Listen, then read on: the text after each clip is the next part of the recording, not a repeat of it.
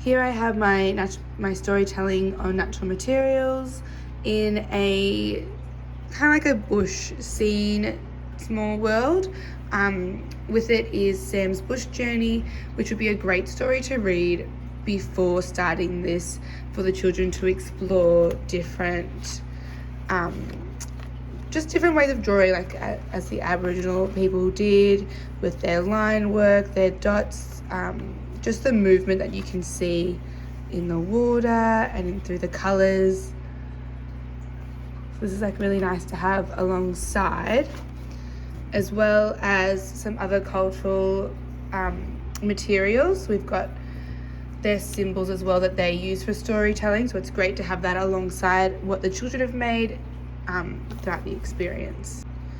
Once upon a time, there was a girl named Emily, and she was going for a walk alongside the river when she noticed a tiger was approaching her.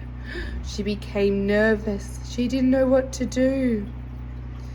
Then all of a sudden, a boat came down the river.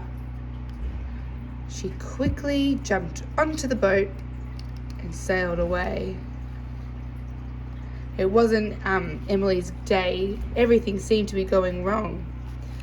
She continued walking down the banks of the river when it started to rain. And she forgot to bring her umbrella. She thought, oh dear, how could this day get any worse?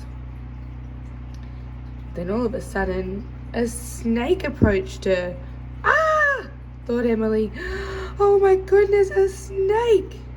But it wasn't a mean snake. It was a friendly snake. Hello, Emily. What's wrong? What? You can talk? Yeah, I can talk. I've come to see if you're okay. What's the matter? Oh, everything just seems to be going wrong today. A tiger came up to me earlier, and I thought I was gonna get hurt, but luckily I didn't because a boat came and rescued me. And now it's raining. It's just been a really tough day. Oh, I know how you feel. Some days I have to slither around in the mud. It gets so slimy and sticky, I hate it. Yeah, it's a bit like that, said Emily. But the snake reminded her not to worry, that sometimes these things happen. But it was so lucky that the boat came and rescued her, and that there's always a bright side and there's always a way to look up. And once the snake had finished talking, the rain had disappeared and out came the sun.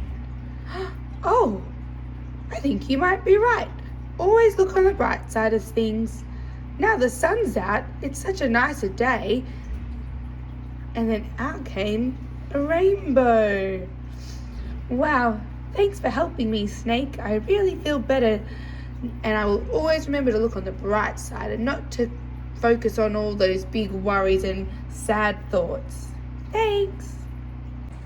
I really enjoyed creating this story. It reminds me of when I am with the children and they often ask for imagination stories, they call it, where we will sit around in a circle or just on like some pillows and just have some quiet time, and we'll come with our own storylines. Like they'll give me some suggestions on like what they want the story to be about, who should be involved, and often enough they're all involved and they all have their own little storylines that go with it. And it's really fun to get everyone's perspectives and ideas and create this wonderful story. And that's how I felt then. I felt like I videoing myself. I felt a bit under pressure. When normally like things just flow and you can just come up with the ideas naturally. Like then I felt a bit like, what should I do? What should I say? And that when storytelling is a relaxing, imaginative experience that shouldn't be rushed and it shouldn't be felt pressured. I think this is just by myself in the scenario that I'm doing, recording myself.